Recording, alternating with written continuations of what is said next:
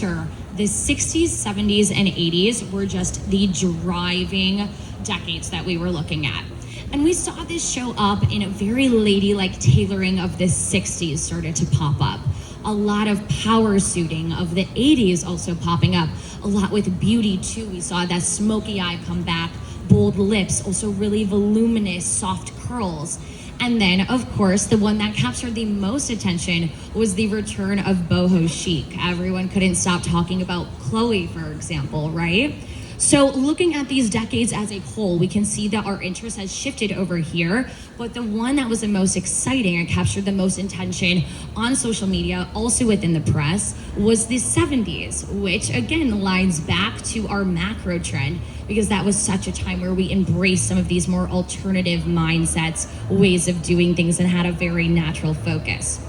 So now that we know that, let's say maybe your fall assortment is already halfway done. Maybe your buys are placed.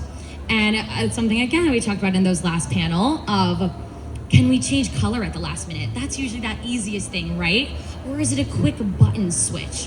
So things like that. Maybe you have your core assortment already done. Something which I know is tough, but I try to tell this to my retailers as much as possible too.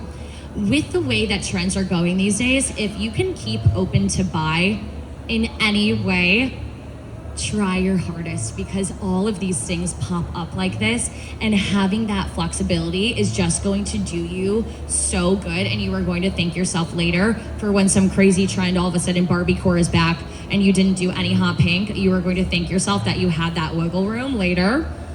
And then also ad campaigns, some of those bigger ways about going at content. So, maybe social media is more snappy, you can change captions, all of that good stuff.